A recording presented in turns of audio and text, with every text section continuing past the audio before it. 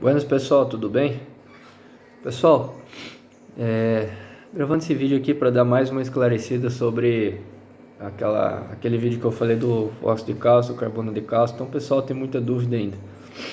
Qual que é a sugestão que eu queria deixar para vocês? Pessoal, olhe o vídeo, né?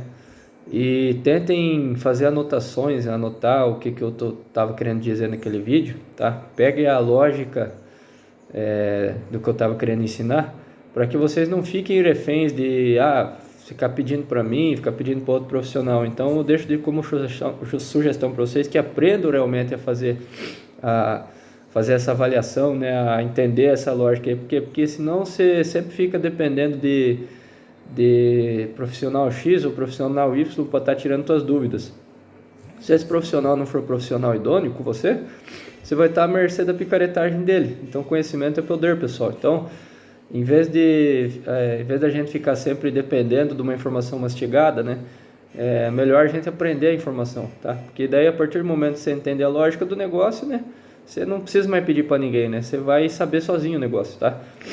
Então, o pessoal me pediu sobre hidróxido de cálcio, silicato de cálcio, né?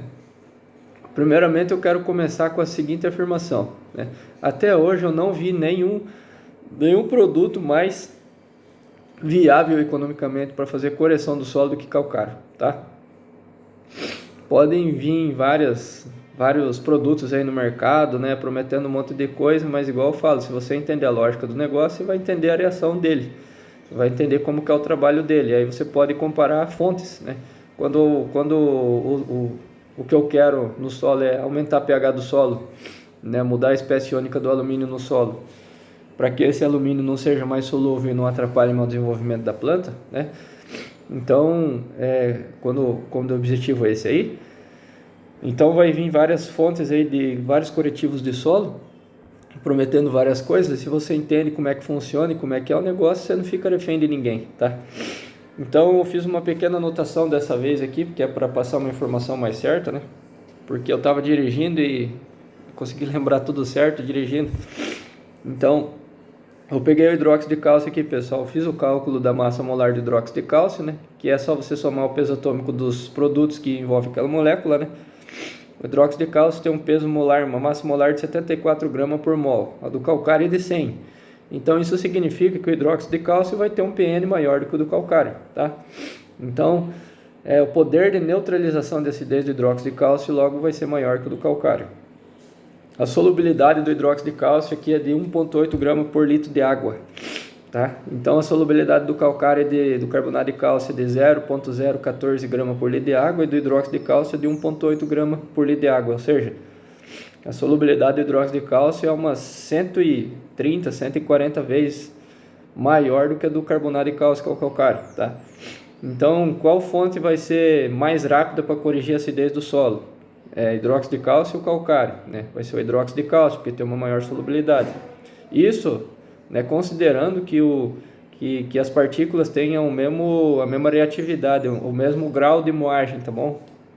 Porque a moagem do produto influencia, né, na reatividade, né? Por exemplo, o calcário é uma rocha, você tem que pegar, explodir aquela rocha lá e moer ela.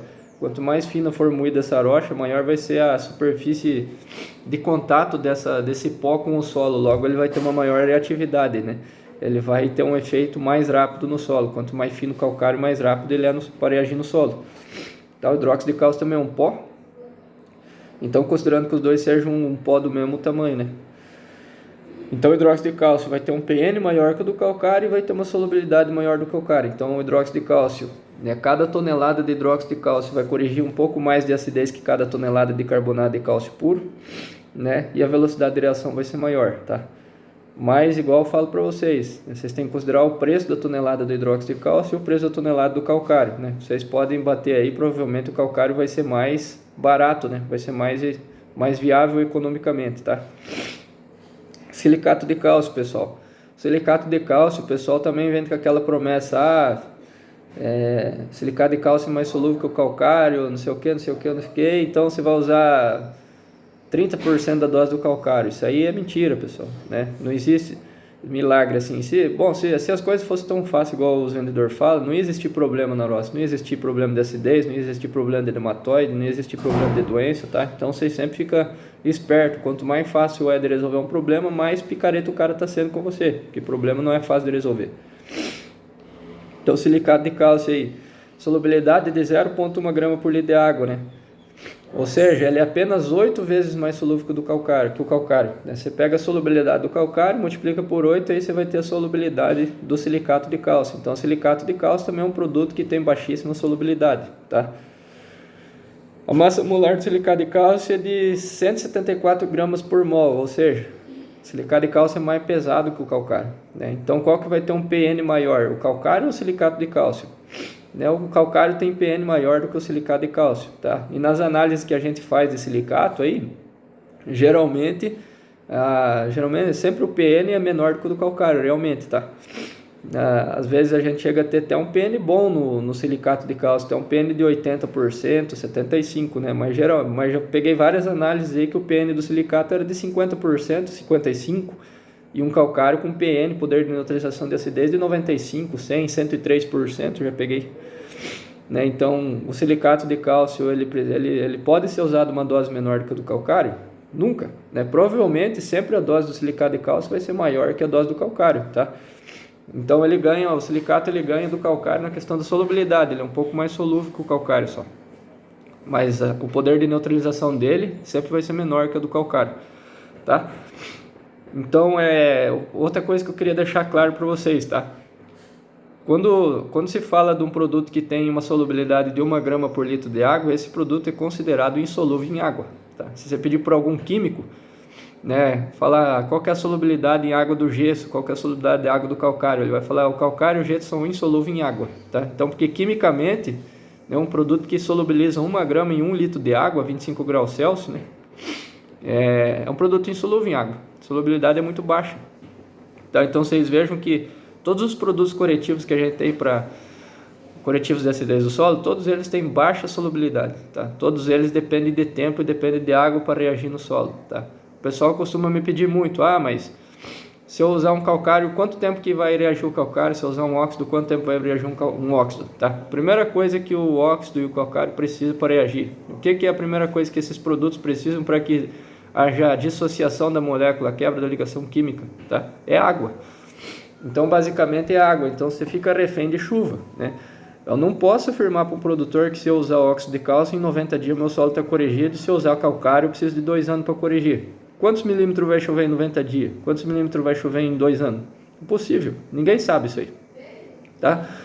O que se tem é que o Ministério da Agricultura ele exige que o calcário, os produtos corretivos, porque por causa da sua baixa solubilidade, eles tenham um grau de moagem, né? Ele tem uma granulometria fina, né?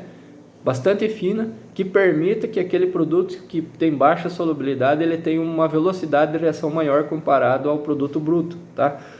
Então aquelas partículas ali, se tiver água suficiente, se ela tiver em contato com a acidez do solo, contato com o solo e tiver água suficiente, né, o Ministério da Agricultura exige que em torno de 100 dias aquilo ali tenha reagido, tá? Só que olha o que precisa: água suficiente, precisa de muita água, chuva, e precisa ter contato com o solo, precisa ter contato com a acidez do solo, né? Quando eu comparo uma aplicação superficial de calcário e uma aplicação incorporada, por que a aplicação incorporada, o calcário reage mais rápido? Primeiro porque o calcário ele vai estar em maior contato com a acidez do solo, tá? Ou o produto corretivo vai estar mais em contato com a acidez do solo, porque o produto corretivo, né, ele precisa estar em contato com a acidez do solo para ele ter uma maior dissociação, uma maior solubilidade, uma maior reatividade, tá bom? Então, quando você mistura o calcário no solo, você coloca o calcário junto com o alumínio, junto com o hidrogênio, tá? Então, tendo água, ele vai ter uma velocidade de reação maior. Quando eu aplico ele simplesmente por cima, grande parte do corretivo ele fica em contato com a camada superficial do solo, né, que é uma camada muito pequena, tá? E logo o pH dessa camada superficial do solo já atingiu um patamar bom, né? O que faz com que o pH desse solo na camada bem superficial do solo fique alto, tenha pouca acidez, tá? A partir disso, né, os produtos aí que dependem de acidez para reagir no solo, eles perdem velocidade de reação, eles param de reagir, tá? Outra coisa, quando você incorpora o produto corretivo no solo, esse produto vai estar mais tempo em contato com a umidade do solo. Quando você aplica superficialmente, chove hoje 50, 60 milímetros numa área, daqui 3 dias na camada superficial já está seco, não tem mais água. E você está lá com o teu produto corretivo, né, que precisa de água, está seco, tá? E a 10 centímetros de profundidade você vai ter lá 10 dias de umidade, tá? Então, enquanto o produto que está na camada superficial do solo, ele para em 3, 4 dias de reagir, quando você incorpora ele, ele fica 10, 12 dias reagindo, porque tem umidade. Então, pessoal, corretivos de acidez do solo, conclusões. Todos eles têm baixíssima solubilidade em água, são praticamente insolúveis em água, tá? A gente está falando de óxido, de carbonato, de hidróxido, né? Se você pegar um livro de química e investigar, né, você vai ver que as fontes solúveis são os cloretos, né? Os sulfatos, né? Sulfato e cloreto são fontes solúveis em água, tá? Agora, os óxidos, hidróxidos, carbonatos são produtos de baixíssima solubilidade em água, tá? Então, são produtos que dependem de chuva, né? Precisa de muita água, precisa ter contato com a acidez do solo para ter uma maior velocidade de reação, né? Não são produtos que em 30, 40 dias vão corrigir teu solo, tá? Tire da cabeça que se eu jogar um óxido em 60 dias está corrigido o meu solo, se eu jogar um calcário é 2 anos. Ninguém sabe, né? Precisa de chuva. Quanto vai chover em 60 dias? Quanto vai chover em 90 dias? Quanto vai chover em 2 anos? Pode ser que em 1 ano meu calcário reagiu no solo, porque eu tive 1 ano de alta precipitação. Incorporei o calcário, meu solo era muito ácido e choveu 3.000 milímetros no ano. Pode ser que grande parte desse calcário tenha reagido. Pode ser que o meu solo não tenha tanta acidez, joguei o calcário por cima na superfície do solo, eu incorporei, choveu 1.500 milímetros no ano, né? Precisa de 4 anos para aquele calcário reagir. Então isso depende muito de chuva, pessoal, depende do manejo, tá? Então não tem como saber se em 30, 60, 90 dias vai reagir, tá? Então é por aí, pessoal, tá? Espero que tenha esclarecido mais coisas. Aprendam a fazer isso aí, para vocês não ficarem refém de ninguém, tá? Aprendam a fazer esse tipo de conta, esse tipo de avaliação, para vocês não ficarem refém de ninguém. Olha o outro vídeo lá que eu postei, tá? E vamos trabalhando aí, tá bom? Abraço, até mais.